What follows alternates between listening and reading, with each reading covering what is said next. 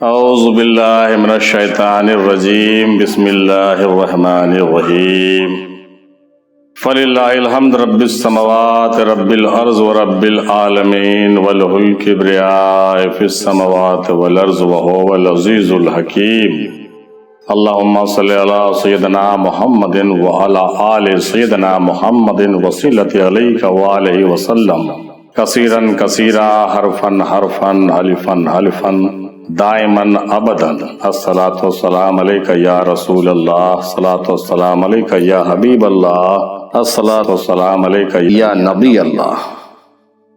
محترم سامعین، حاضرین، ناظرین اور قارئین، السلام علیکم ورحمۃ اللہ وبرکاتہ۔ قربانی کے حقیقت کے بعد اسی کا ایک دوسرا موضوع جو اسی سے جڑا ہوا موضوع تھا، جس کا ذکر ہم نے اس کلپ میں کیا تھا، اس کا آج ہم لوگ گفتگو کریں گے۔ اس کے بارے میں سوال یہ ہے کہ جب اسلام میں جانوروں اور پرندوں کو ذبح کرنا جائز ہے تو ہمارے رسول صلی اللہ علیہ وسلم وآلہ وسلم رحمت للعالمین کیسے ہوئے؟ آخر رحمت ہے کیا اور رحمت للعالمین ہونے کا مطلب کیا ہے؟ مطلب اسی میں جو ذکر کیا گیا تھا کہ رحمت کیا ہے، رحمت للعالمین ہونے کا مطلب کیا ہے، اور جب جانوروں اور پرندوں کو ہم لوگ ذبح کرتے ہیں تو یہ ذبح کرنا جو ہے اور رحمت ہونا یہ کیسے ہے، اس کو سمجھنا بہت ضروری ہے۔ چنانچہ اسی موضوع پر ہم لوگ آئیے آج گفتگو کرتے ہیں، بالکل پرسکون ہو کر دلائل کی روشنی میں تمام صوفیہ اور پیروں کے گفتگو کا جائزہ لیتے ہوئے اپنے بھی کچھ دلائل پیش کریں گے انشاءاللہ تعالی۔ وقت نکال کر اس کلپ کو ضرور سنیے اور سمجھیے۔ سب سے پہلے جناب صوفی نور اللہ صاحب نے کہا کہ موت بھی اللہ کی رحمت میں شامل ہے، اس کو اللہ کی رحمت سے الگ نہیں کیا جا سکتا ہے۔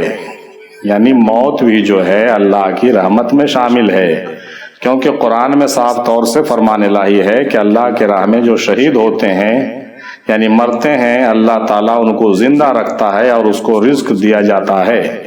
اس طرح سے اگر جانور بھی اللہ کے راہ میں ذبح ہوتا ہے اللہ کے حکم سے تو اس کے لیے وہ رحمت ہے، کیونکہ وہ ایسے ہی ذبح نہیں ہو رہا ہے بلکہ اللہ کی راہ میں ذبح ہو رہا ہے، اور جس کام کا حکم اللہ نے دیا ہے اس میں یقیناً رحمت پوشیدہ ہوگی، اور خود رسول مقبول صلی اللہ علیہ وسلم نے اس کام کو کر کے دکھایا ہے۔ بھلے ہی ہم اسے نہیں سمجھ پا رہے ہیں ابھی، مگر یقیناً اس امر میں بھی حکمت ہے اور رسول اللہ کی رحمت شامل ہے۔ ہمیں وسیع النظری سے کام لینا چاہیے۔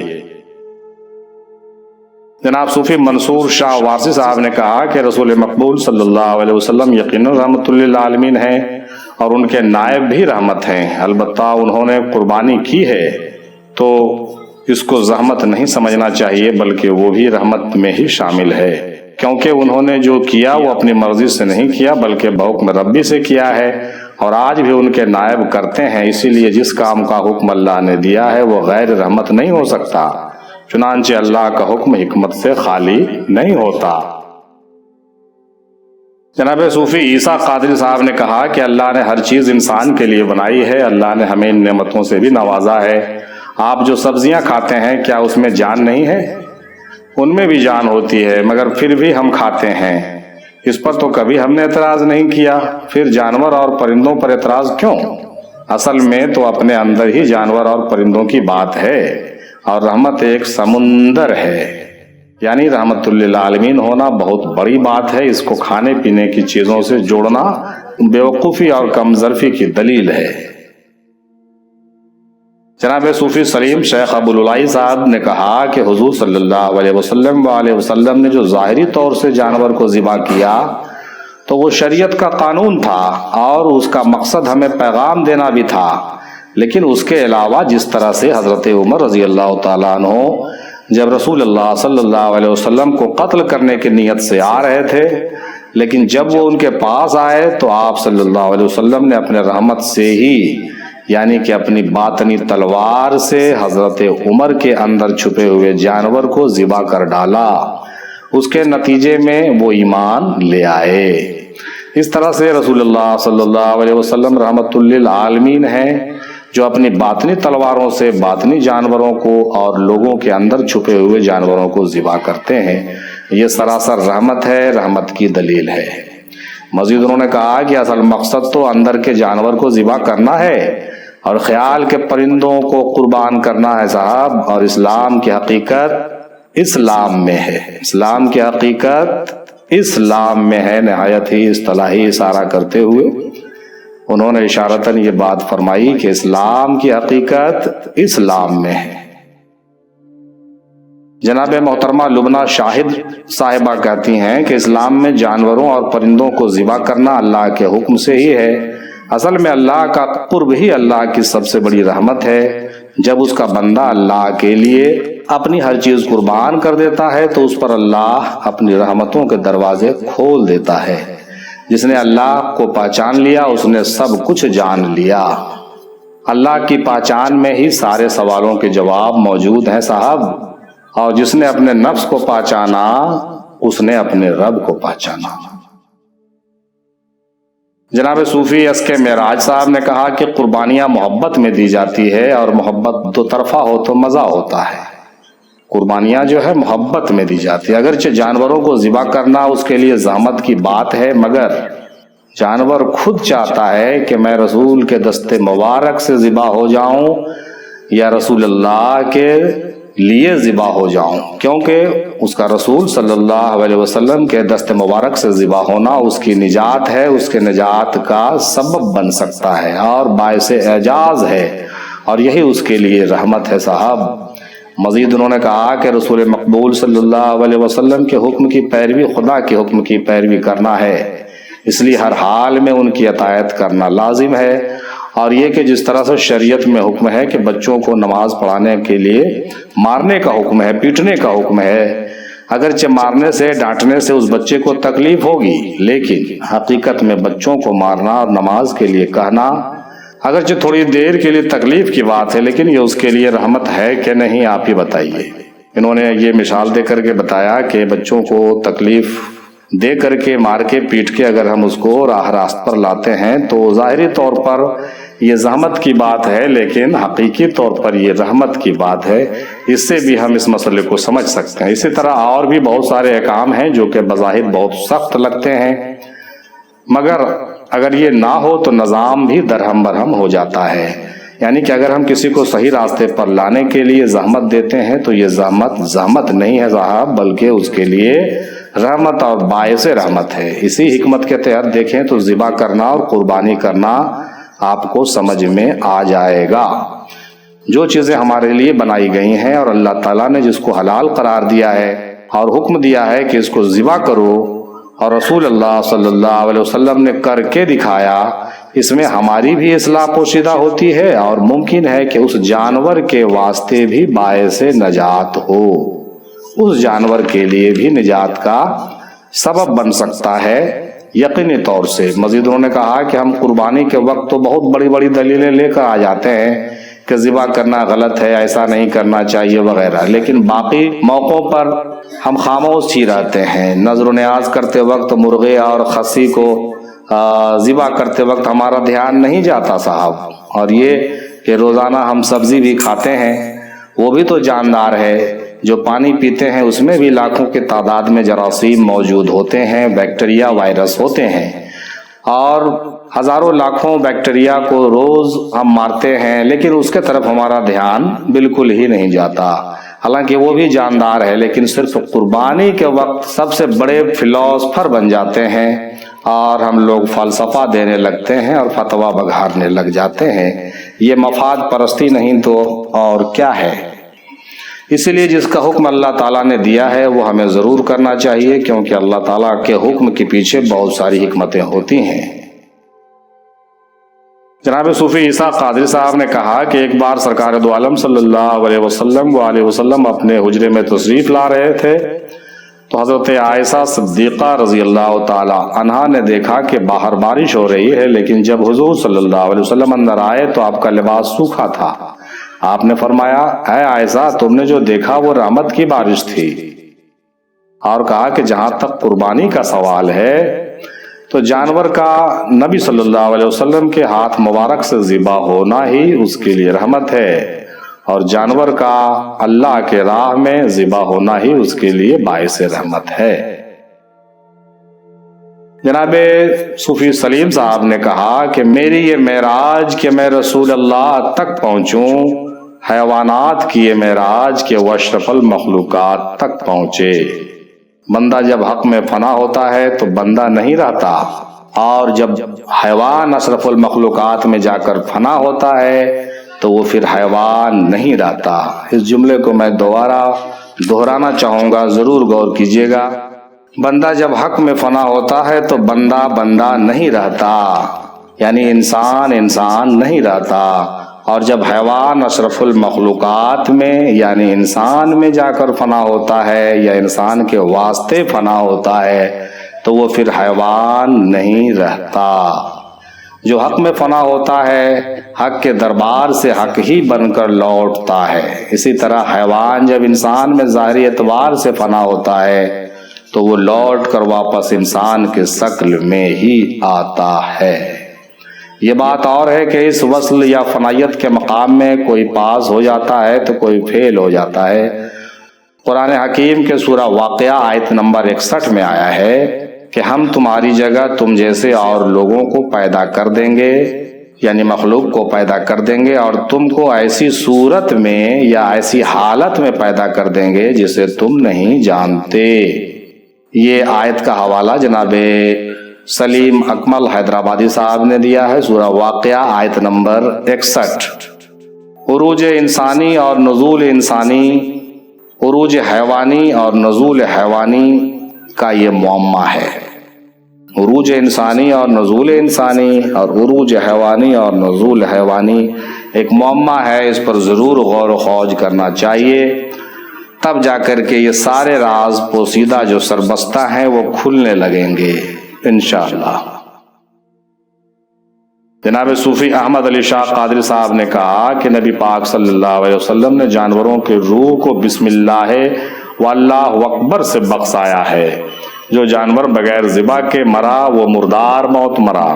تو آپ ہی بتائیں صاحب کہ ان قربان کردہ جانور پر مصطفیٰ صلی اللہ علیہ وسلم کی رحمت ہوئی کہ نہیں ہوئی؟ رحمت رحمان کی عظیم خوبی ہے جو ہر عالم میں، ہر ذرے میں ہے۔ ہر مخلوق اس کی رحمت سے ہی پیدا ہو کر موت تک کا سفر کرتا ہے، کرتی ہے، اور بعد موت بھی اسی رحمت کے سہارے رہتا ہے یا رہتے ہیں۔ ایسی کوئی شے نہیں جو بغیر اس کے رحمت کے ہو۔ وَبَيِّ آلَاءِ رَبِّكُمَا تُكَذِّبَانِ، یعنی اس کی کون کون سی نعمتوں کو یعنی رحمتوں کو جھٹلاؤ گے۔ بغیر رحمت کے کوئی حرکت بھی نہیں کر سکتا۔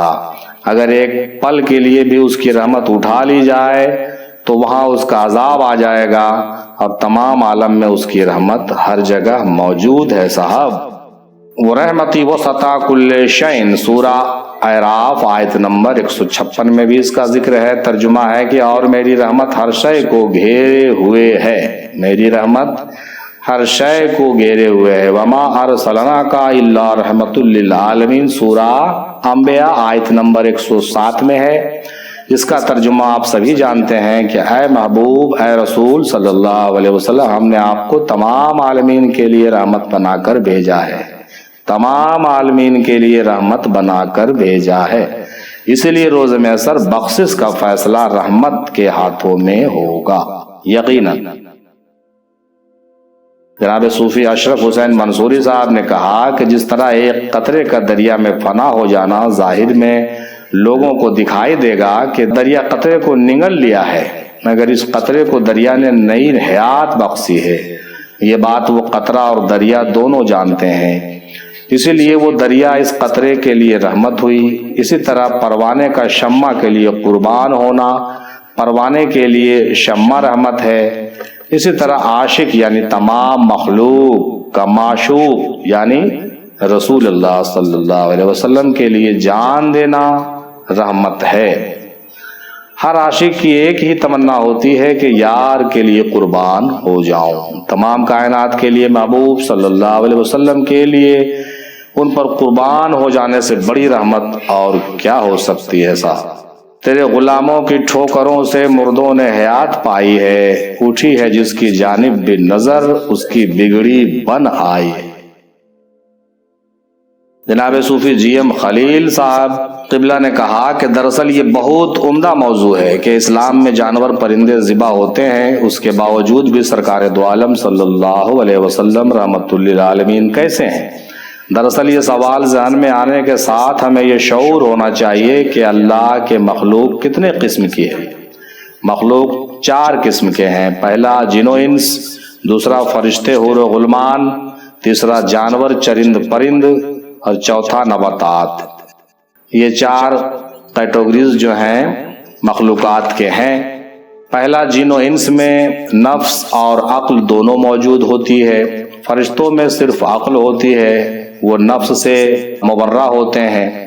تیسرا جانور چرند پرند میں صرف نفس ہوتا ہے، وہ عقل سے مبرہ ہوتے ہیں۔ اور چوتھا مخلوق نہ ان میں نفس ہوتا ہے نہ عقل ہوتی ہے، باقاعدہ ان کی پیداوار ہوتی ہے، نشو نما ہوتی ہے۔ تو ہمارا یہ گمان سراسر غلط ہے کہ جاندار صرف جانور اور پرندے ہی ہیں۔ نباتات کی شکلیں بدلنا اس بات کی دلیل ہے کہ جان نباتات میں بھی ہے۔ باریک بینی سے اگر جانچا جائے تو دودھ نوشی میں بھی پنہا گوشت خوری ہے۔ دودھ نوشی میں بھی پنہا گوشت خوری ہے، یعنی دودھ پینے میں بھی گوشت کا کھانا سمجھنا چاہیے، کیونکہ دودھ دراصل خون جگر ہے۔ نباتات سے غذا حاصل کرنا بھی وہی حیثیت رکھتا ہے جیسے کسی جاندار کو ذبح کر کے غذا کا حاصل کرنا۔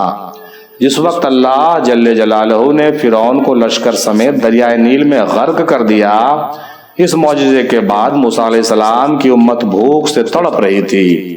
تب موسیٰ علیہ السلام نے اپنی امت کے لیے دعا کی، جس کے بعد بحکم خداوندی روز صبح آسمان سے من و سلوہ اترنا شروع ہو گیا۔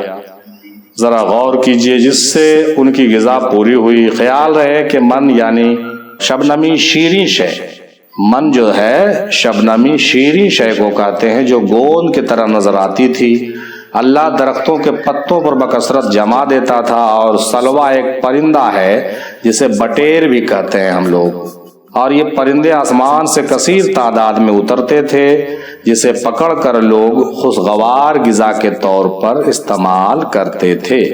اس سے یہ بات بخوبی ثابت ہوتی ہے کہ گوشت وہ نعمت عظمہ ہے جسے غذا کے طور پر استعمال کرنا عطائے کبریائی ہے، اور جانوروں اور پرندوں کے ذبح ہونے سے یہ بات ثابت نہیں ہوتی کہ اسلام رحمت نہیں ہے، بلکہ اس کے برعکس ہے۔ یعنی کہ سلوہ کو ذبح کر کے بنی اسرائیل نے منشاء الہی کے تحت غذا حاصل کی، یعنی بنی اسرائیل پر من و سلوہ کی صورت میں اللہ کی رحمت نازل ہوئی، اور جس کا حکم اللہ دے چکا ہو اسے اس کا محبوب کیسے منع کر سکتا ہے؟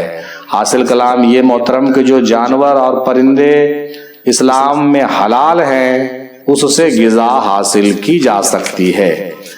سلوہ یعنی اس پرندے سے غذا حاصل کرنے کے بعد رب العالمین کے آگے شکر کے سجدے کیے جاتے ہیں، تو اس کے محبوب کو بھی رحمت للعالمین کہنے میں اور ماننے میں اہل ایمان کو فخر ہونا چاہیے، اور جن کے خیالات مشکوک ہوں وہ سورہ بقرہ پڑھ کر اپنے عقائد کی درستی کر سکتے ہیں۔ جناب صوفی منور شاہ وارثی صاحب قبلہ نے کہا کہ قربانی خدا کا قانون ہے، قربانی کو سارے انبیاء اکرام نے دیا ہے، اور اصل قربانی تو مولا حسین علیہ السلام نے پیش کی ہے، اور حضور صلی اللہ علیہ وسلم اگر نہیں ہوتے تو یہ کائنات نہ ہوتی۔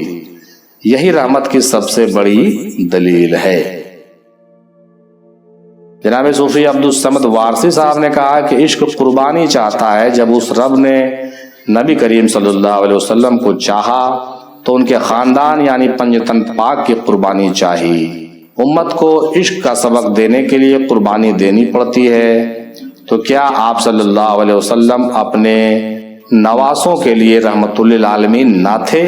بہت بڑا سوال انہوں نے اٹھایا، اور انہوں نے صاف طور سے کہہ دیا کہ جس کے نواسے اتنے بڑے قربانی پیش کیے ہیں تو کیا وہ نانا اپنے نواسے کے لیے رحمت کا باعث نہ تھا؟ یقیناً تھا۔ اس سے سوچنا چاہیے کہ انہوں نے اپنے نواسے کے لیے کیا سوچا اور اس کی بقائیت کے بارے میں کیا سوچا، یعنی اس شہادت میں جو ہے ان نواسوں کی بقائیت بھی تھی اور امت کی بھی بقائیت تھی اور فلاح و بہبود پوشیدہ تھا۔ تو سوال یہ اٹھتا ہے کہ کیا ہمارے رسول اپنے اہل و عیال کے لیے رحمت نہ تھے؟ بہت غور سے سوچنے کا مقام ہے۔ بے شک وہ رحمت للعالمین ہیں، اس میں حکمتیں پوشیدہ تھی اور ان حکمتوں کو سمجھنے کے لیے باطنی آنکھ کی ضرورت ہوتی ہے۔ ابتدا سے تمام انبیاء سے قربانی لی گئی اور قیامت تک لی جائے گی، اور حضور صلی اللہ علیہ وسلم کا رحمت للعالمین ہونے میں بھی بڑی حکمت ہے۔ یہ تحریر محترمہ کنیز فاطمہ صاحبہ کی تھی، جس کے حوالے سے جناب عبدالصمد وارثی صاحب گفتگو فرما رہے تھے۔ جناب صوفی محمد راشد صاحب نے کہا کہ حضور صلی اللہ علیہ وسلم رحمت للعالمین ہیں، کیونکہ کائنات بنی ہی حضور صلی اللہ علیہ وسلم کے نور سے ہے۔ حضور کے نور سے ہی کائنات بنی ہے، تو یقیناً پورا کائنات جو ہے رحمت ہی رحمت ہے۔ آپ صلی اللہ علیہ وسلم وجہ تخلیق کائنات ہیں، باعث تخلیق کائنات ہیں، یعنی آپ نہ ہوتے تو کائنات نہ ہوتا۔ جناب محترم صوفی ڈاکٹر شاداب کامران خان صاحب نے کہا کہ ہم لوگوں کی انڈرسٹینڈنگ ہی ایسی ہے کہ ہم لوگ کو جس چیز سے تکلیف ہوتی ہے اس کو ہم لوگ زحمت سمجھ لیتے ہیں، اور جس چیز سے آرام ہوتا ہے اس کو رحمت کہہ دیتے ہیں، لیکن حقیقت میں ایسی بات ہے نہیں۔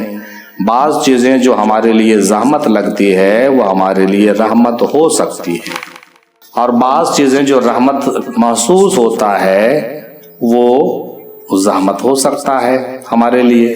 اسی لیے ان دونوں رحمت اور زحمت کو صحیح طریقے سے سمجھنے کی ضرورت ہے، اور نہایت ہی عمدہ فکر کی ضرورت ہے، اور ہمارے لیے یعنی اشرف المخلوق کے لیے ہی ساری چیزیں بنائی گئی ہیں۔ وہ سب چیزیں معرفت کا ذریعہ بنتی ہے، اور ان سب کا جو آدھار ہے، بیس ہے، بنیاد ہے، وہ نور مصطفیٰ صلی اللہ علیہ وسلم ہے۔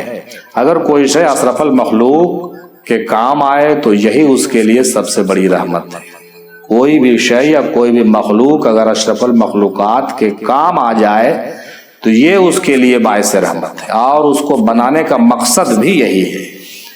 اس کو بنانے کا مقصد بھی یہی ہے، کیونکہ اسی اشرف المخلوق یعنی انسان کے لیے پورے کائنات کو اللہ تعالیٰ نے مسخر کر رکھا ہے۔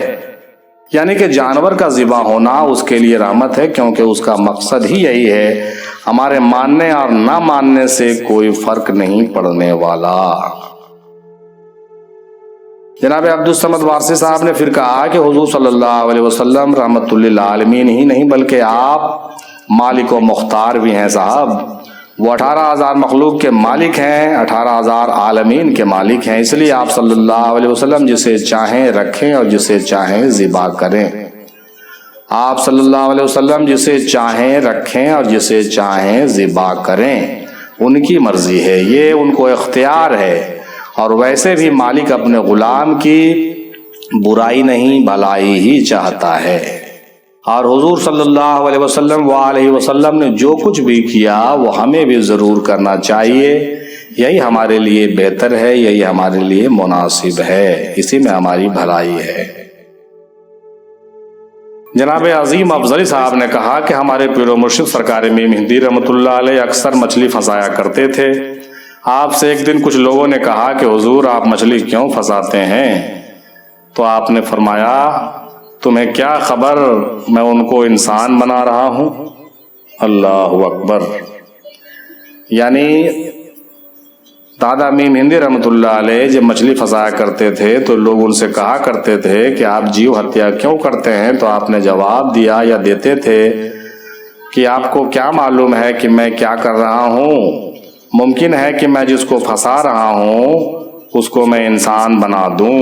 اللہ اللہ۔ مزید انہوں نے کہا یعنی عظیم صاحب نے کہا کہ بے شک حضور رحمت للعالمین ہیں، اور آپ صلی اللہ علیہ وسلم نے ان جانوروں کو خود سے ذبح کر کے نجات بخشا ہے، اور آج بھی جو جانور یا پرندے اللہ کے نام پر ذبح ہوتے ہیں ان کے لیے نجات کا باعث ہوتا ہے، اور یہی ان جانوروں اور پرندوں کے لیے رحمت ہے۔ ہاں مگر ساری باتوں کو ہم صرف شریعت میں رہ کر نہیں سمجھ سکتے، طریقت حقیقت معرفت میں اترنا ہوگا اس کے لیے۔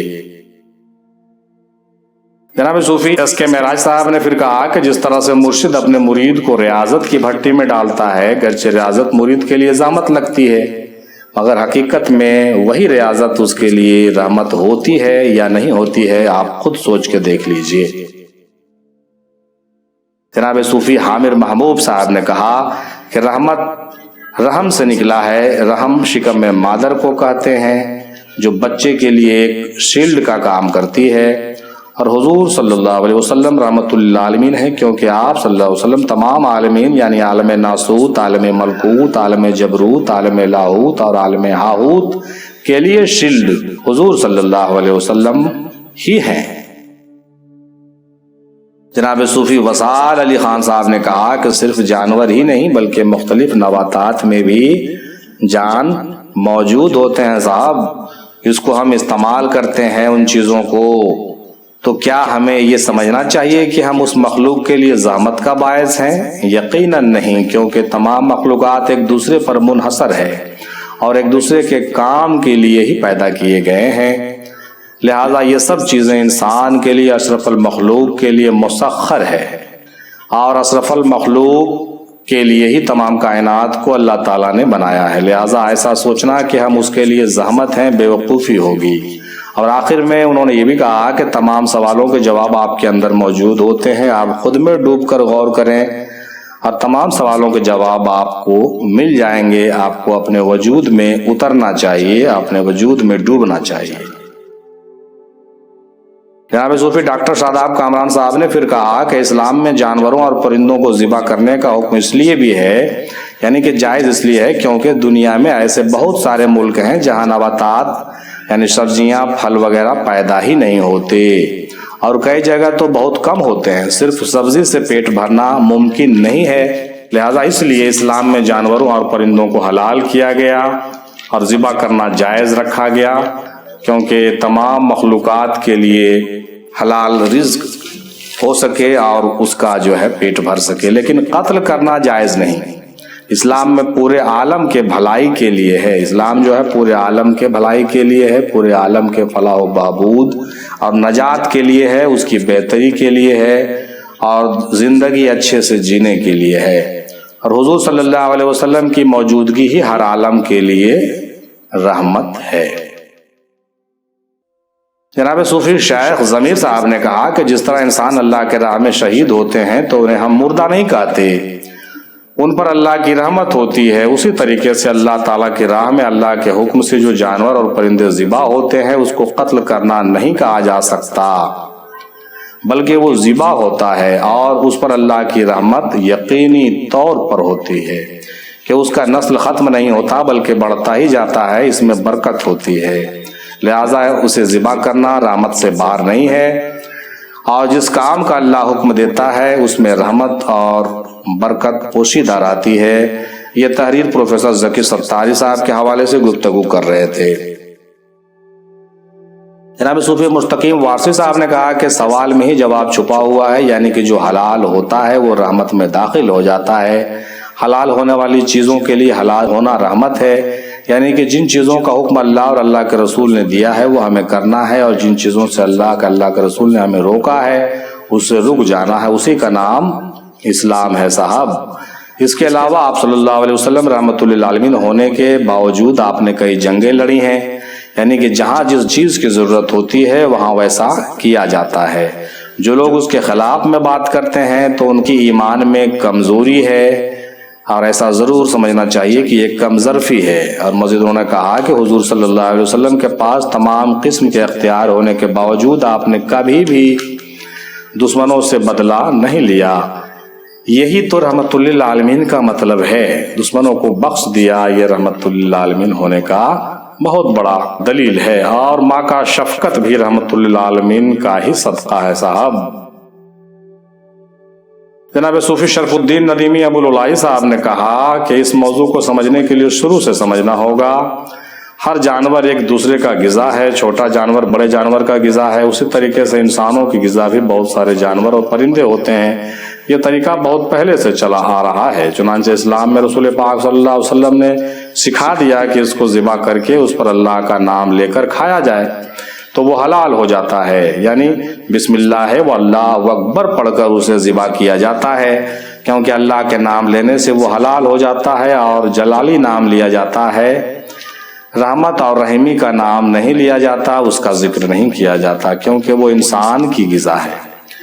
مزید صوفی صاحب نے کہا کہ حضرت صالح رحمۃ اللہ علیہ جو غوث پاک کے والد مکرم ہیں، ان کو حلال رزق کا واقعہ آپ نے سنا ہوگا، کیسے انہوں نے اپنے رزق کو حلال کیا، اور وہ سیو کا واقعہ تو تمام لوگ جانتے ہیں۔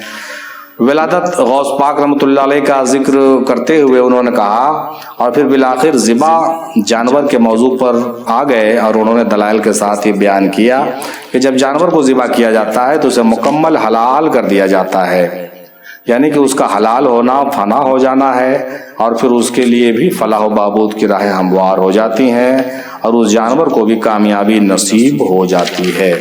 پھر صوفی صاحب بڑے حکمت آمیز باتیں کہتے ہیں کہ ایک ہی فعل دو جگہ ہو کر بھی ایک حرام ہو جاتا ہے اور دوسرا حلال ہوتا ہے، ایک فعل کو نیکی میں شمار کیا جاتا ہے اور اسی کو دوسری طرف گناہ میں شمار کیا جاتا ہے، یعنی کہ نکاح اللہ کا حکم سے ہے اور وہ حلال ہے اور نیکی ہے، جبکہ زنا حرام ہے اور گناہ ہے۔ اس پر بھی غور کرنا چاہیے۔ اس سے یہ پتہ چلتا ہے کہ اللہ کی مرضی اور حکم جس کام میں شامل ہو اس میں برکتیں ہی برکتیں ہیں، رحمتیں ہی رحمتیں ہیں، اور جس میں اللہ کا حکم اور مرضی شامل نہ ہو اس میں جو ہے برائی ہی برائی ہے، اور رحمت اس میں نہیں ہے بلکہ اس میں عذاب ہے۔ اسے ایسے بھی دیکھا جا سکتا ہے کہ جس جانور کو اللہ نے حلال قرار دیا ہے اس میں کتنی برکت ہوتی ہے، اس کی تعداد میں کمی نہیں آتی۔ آپ غور کر کے دیکھ سکتے ہیں، کئی جانوروں کے نام بھی انہوں نے لیے، یہ اس کی برکت کی نشانی ہے۔ لیکن اور اس کے برعکس جس جانور کو اللہ نے حلال قرار نہیں دیا، گرچہ وہ بہت سارے بچے پیدا کرتے ہیں لیکن ان کی تعداد کم ہی ہوتی جاتی ہے، اس میں برکت نہیں ہے اور برکت ہو بھی نہیں سکتی۔ اس طرح سے یہ بات ثابت ہو جاتی ہے کہ اللہ کے حکم کو مان لینا ہی آپ کے لیے باعث نجات، باعث برکت اور باعث رحمت ہے۔ پھر مزید انہوں نے کہا کہ راست چپ کو بھی سمجھنا چاہیے، دایاں بایاں کو بھی غور کرنا چاہیے۔ پھر روشنی ڈالتے ہوئے انہوں نے کہا کہ بایاں اور دایاں کی فضیلت ضرور سمجھیے اور اس پر بھی غور کیجیے کہ اللہ کی کتنی بڑی حکمتیں ہیں۔ عاشق معشوق اور اللہ رسول کے تعلق سے انہوں نے وضاحتوں کے ساتھ کچھ حکمتیں اور بھی بیان فرمائی ہیں، جس کا تذکرہ یہاں پر زیادہ مناسب نہیں ہے اور وقت بھی اس کی اجازت نہیں دیتا ہے۔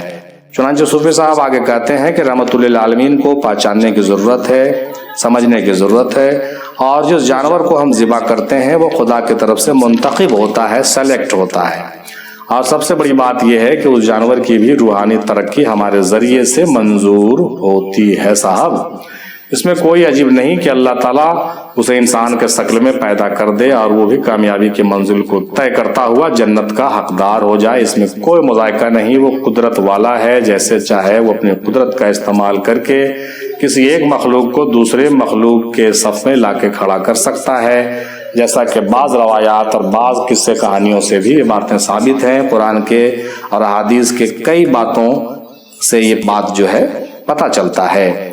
پھر صوفی صاحب نے کہا کہ غوث پاک کا مرغا کا ذکر تو آپ نے سنا ہوگا کہ غوث پاک مرغا کھاتے تھے اور مرغا زندہ بھی کرتے تھے صاحب۔ چنانچہ اللہ کا حکم اگر کسی کو ذبح کرنے کا ہے تو یقیناً اللہ تعالیٰ ہی اس کو زندہ رکھنے پر قادر ہے۔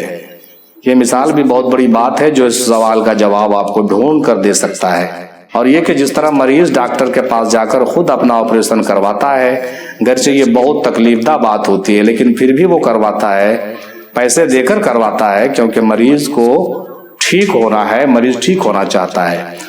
تھوڑی دیر کی تکلیف سے وہ ہمیشہ کے لیے ٹھیک ہونا بہتر سمجھتا ہے اور وہ ٹھیک ہو جاتا ہے، اسی لیے وہ آپریشن کرواتا ہے۔ تو یہ آپریشن کروانے کا جو تکلیف ہے اس کو آپ زحمت سمجھ لیجئے، اور وہ ٹھیک ہونا جو شفا ہے اس کو آپ رحمت سمجھ لیجئے۔ اور احکام الہی کے باعث ہم اس جانور کو اگر ذبح کرتے ہیں تو اس میں یقیناً حکمت الہی ہوتی ہے، اس میں کوئی دشواری نہیں ہے کہ وہ جانور فلا پا جائے۔ اللہ کے نزدیک کوئی کام دشوار گزار نہیں ہوتا۔ جناب صوفی ڈاکٹر ساداب کامران صاحب نے پھر ذکر میں حصہ لیتے ہوئے کہا کہ پہلے کے انبیاء کا حکم نہ ماننے پر ان کے قوم پر عذاب نازل ہوتے تھے، لیکن ہمارے رسول صلی اللہ علیہ وسلم کے آنے کے بعد یہ سلسلہ منقطع ہو گیا۔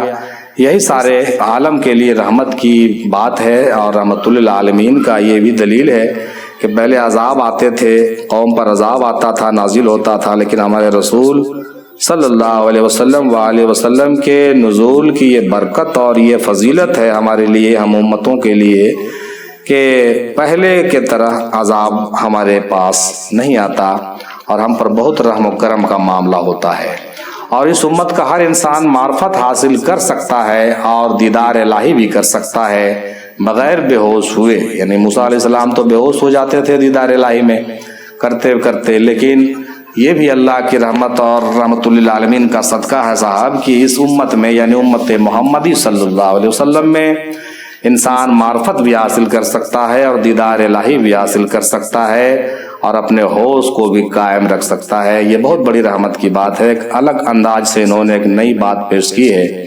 اس لیے بہت سارے نبی نے بھی امت محمدی میں پیدا ہونے کی دعا کی ہے۔ چنانچہ دادا میم ہندی رحمۃ اللہ علیہ نے بھی کہا تھا کہ مانگی یہ دعا حضرت موسیٰ نے کہ یا رب مجھ کو بھی بنا دے تو غلامان محمد۔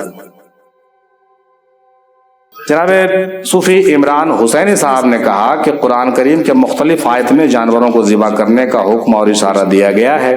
سورہ حج میں آیت نمبر 36 میں، سورہ کوثر آیت نمبر 2 میں، سورہ حج آیت نمبر 37 میں، سورہ نحل آیت نمبر 5 میں، یعنی قرآن میں متعدد جگہ پر، کئی جگہ پر، مختلف جگہوں پر جانوروں کو ذبح کرنے کا جو آرڈر ہے وہ ریلیز کیے گئے ہیں، یعنی آرڈر دیے گئے ہیں، ذبح کرنے کے پرمیشن دیے گئے ہیں۔ اس کے علاوہ اور بھی بہت سارے دلائل ہیں، اور جہاں تک رحمت کی بات ہے تو اللہ تعالیٰ نے اس کو ہمارا رزق بنایا ہے، ہمارے قربانی کرنے کے باوجود اس میں کمی نہیں آتی، یہی رحمت کی دلیل ہے صاحب۔ اس طریقے سے آپ نے دیکھا کہ سورہ حج اور مختلف آیتوں میں جو ہے اس کا ذکر موجود ہے، اور حدیثوں میں تو آپ نے پہلے بھی سن لیا کہ اس کے ذکر موجود ہیں۔ اور جب بھی کوئی انسان حج کرنے کے لیے جاتا ہے تو بنا قربانی کیے ہوئے اس کی حج نہیں ہوتی ہے۔ چنانچہ اس سے آپ کو اندازہ ہو جائے گا کہ مختلف صوفیاء، مختلف بزرگوں نے، مختلف اللہ والوں نے جو ہے قربانیاں کی ہیں۔ بعض لوگ انکار کرتے ہیں کہ بزرگوں نے قربانی نہیں کی، ایسی بات نہیں ہے۔ رسول اللہ نے قربانیاں پیش کی، اس کے دلائل ہم نے اگلے آڈیو کلپ قربانی کی حقیقت میں پیش کیا۔ مولا علی کے قربانی کا ذکر، جانوروں کے قربانی کا ذکر بھی دلیل کے ساتھ ہم نے اس میں پیش کیا۔ اس کے علاوہ آپ خود سوچ کر کے دیکھیے کہ رسول پاک کے نواسے محترم امام عالی مقام حضرت امام حسین علیہ السلام نے 25 حج کیے ہیں، تو یقینی طور پر جو شخص حج کرتا ہے وہ قربانی بھی کرتا ہے۔ تو ہمارے امام نے بھی 25 مرتبہ جانور کی قربانی کی۔ اس کے علاوہ جتنے بھی اولیاء اللہ ہوئے، بالخصوص جناب حضرت وارث علی صاحب رحمۃ اللہ علیہ نے 7 بار حج کیا، یقیناً 7 بار آپ نے قربانی جانور کی پیش کی۔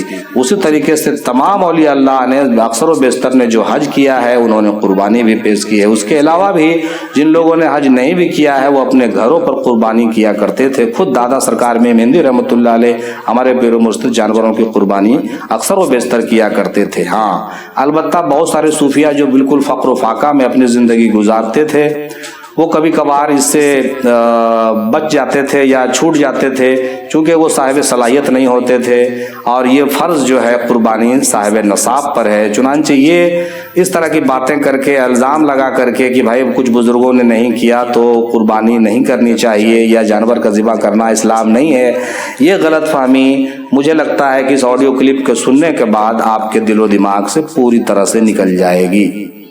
آئیے مختلف محقق حضرات کی گفتگو سماعت کرتے ہوئے اب کچھ حضرات کے اور بچے ہوئے ہیں ان کے بھی سماعت فرمائیے۔ مختلف طریقے سے ان لوگوں نے بہت ہی عمدہ دلائل پیش کیے ہیں، تمام بھائیوں کا ہم شکریہ ادا کرتے ہی رہتے ہیں اور آج بھی ہم کرتے ہیں۔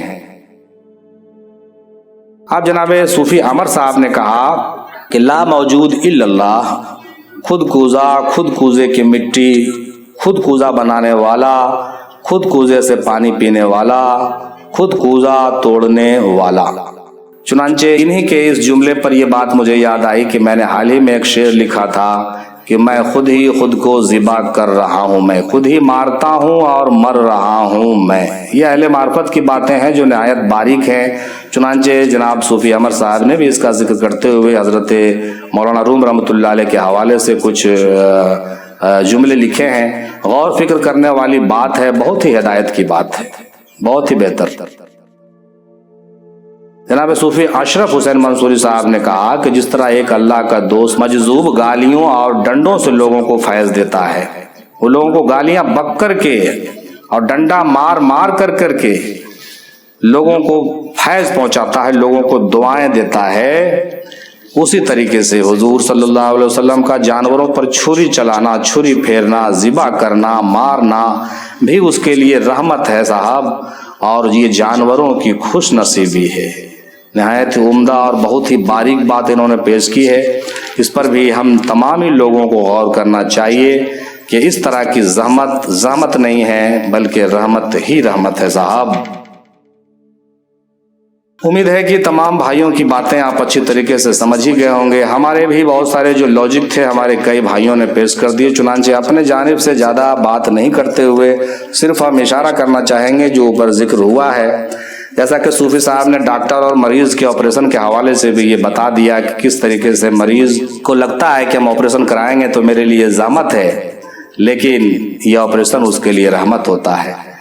ایک دوسری بات یاد آ گئی، وہ یہ کہ خواجہ خضر علیہ السلام نے اس بچے کو جان سے مار دیا تھا، اس موسیٰ و خضر کے واقعے میں آپ نے سماعت فرمایا ہوگا، جس کے ساتھ موسیٰ خضر کی جدائی ہو گئی، آپ کو معلوم ہے۔ اب ذرا سوچئے کہ ایک جلیل القدر ولی ہیں حضرت خضر علیہ السلام، اللہ کے بہت برگزیدہ بندے ہیں، انہوں نے جو ہے ایک مخلوق کو، ایک جان یتیم کو، یعنی ایک بہت ہی معصوم بچے کو جو ہے قتل کر دیا۔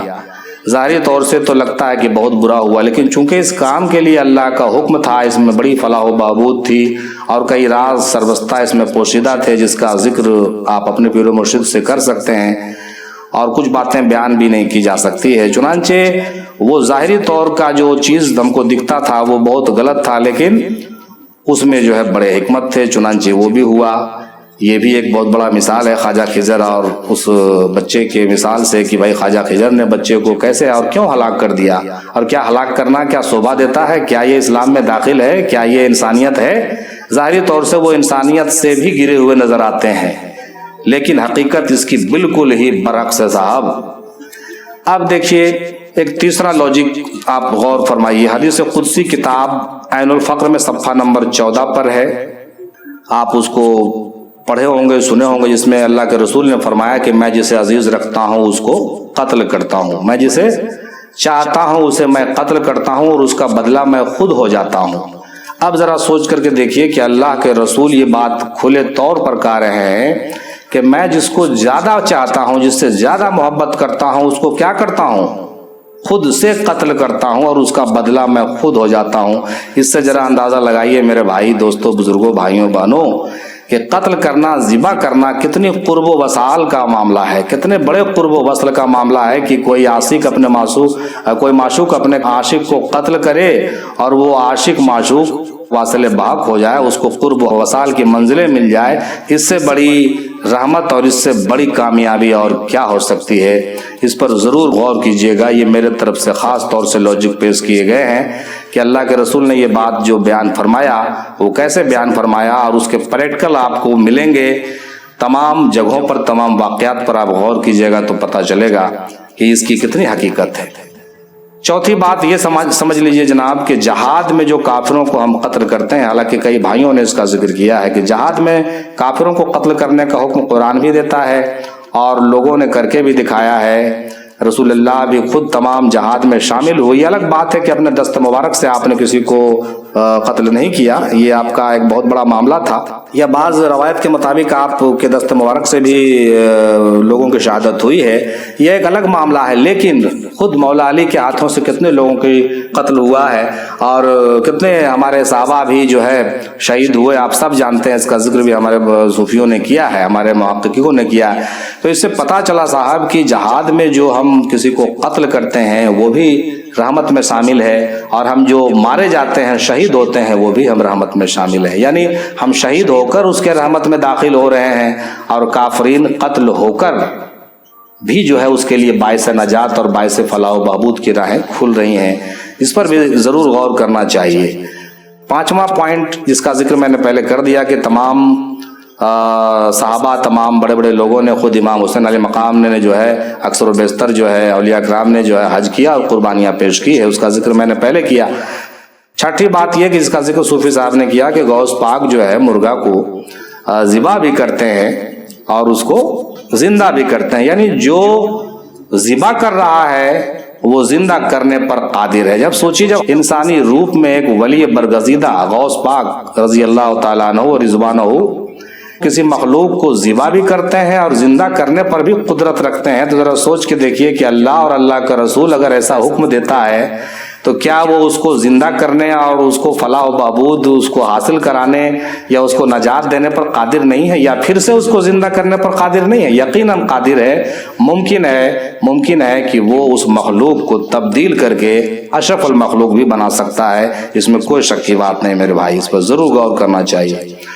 اور آخری بات یہ کہ جہاں تک رحمت ہونے اور رحمت کا مطلب کی بات ہے، آپ سمجھ چکے ہوں گے کہ رحمت بہت بڑی بات ہے، اور رسول پاک صلی اللہ علیہ وسلم تمام کائنات کے لیے رحمت ہیں، اور انہی کے نور سے تمام کائنات بنی ہیں۔ ہم آپ سب میں ان کا نور ہے، وہ نہیں ہو تو ہماری زندگی ہی نہیں چل سکتی ہے۔ ان کے رحمتوں کے بغیر، ان کے نور کے بغیر ہمارا زندگی ممکن ہی نہیں ہے۔ ہم اس کا کلپنا بھی نہیں کر سکتے ہیں، سوچ بھی نہیں سکتے ہیں، کیونکہ محمد نہ ہوتے تو کچھ بھی نہ ہوتا۔ آپ سبھی جانتے ہیں کہ محمد نہ ہوتے تو کچھ بھی نہ ہوتا، یعنی محمد صلی اللہ علیہ وسلم کا نور ہی جو ہے رحمت ہے، سراپا رحمت ہے اور باعث رحمت ہے۔ اس بات کو ضرور فکر کیجئے، ضرور سوچیے۔ اگر موقع ملا تو انشاءاللہ رحمت کے موضوع پر پھر کبھی اور ہم لوگ گفتگو کریں گے۔ یہ ایک بہت بڑا میدان ہے جس پر جتنا بیان کیا جائے اتنا کم ہے۔ ہم خود کو معذور سمجھتے ہیں اور یہ کلپ اس پر اب آگے نہیں لیا جا سکتا ہے، بہت وقت ہو چکا ہے۔ چنانچہ آپ زحمت اور رحمت کے حوالے سے باتوں کو سمجھ چکے ہوں گے اور آپ کے ذہن سے وہ سارے جو غلط فہمیاں تھیں وہ نکل چکی ہوگی۔ انشاءاللہ تعالی ہم امید کرتے ہیں کہ ہم اپنے مقصد میں کامیاب ہوئے ہیں۔ اللہ تبارک تعالیٰ سے دعا ہے کہ ہم کو بھی اور آپ کو بھی اسلام کی صحیح سمجھ عطا کرے، اس کی توفیق عطا فرمائے تاکہ ہم لوگ صحیح اسلام کو سمجھ سکیں اور مکمل اسلام میں داخل ہو سکیں، اور لوگوں کے بہکاوے میں نہیں آ کر کے اللہ اور اللہ کے رسول کے احکامات کی پیروی کریں اور سچے اسلام میں داخل ہو جائیں، اور اللہ کے قرب و وصال حاصل ہو اور اللہ کے ولی کی صحبت حاصل ہو، ہم پر فیض و کرم حاصل ہو اور ہم دین و دنیا میں سرخرو و سرفراز ہو جائیں۔ انہی نیک خواہشات کے ساتھ دیجیے اجازت۔ انشاءاللہ تعالیٰ پھر اگلے آڈیو کلپ میں اگلے ہفتے آپ سے ملاقات ہوگی نئے موضوع کے ساتھ۔ تب تک کے لیے خدا حافظ، فی امان اللہ تعالی، وآخر دعوانا الحمدللہ رب العالمین، برحمتک یا ارحم الراحمین، بحق لا الہ الا اللہ محمد الرسول اللہ صلی اللہ تعالی علیہ وسلم وآلہ وسلم کثیرا کثیرا۔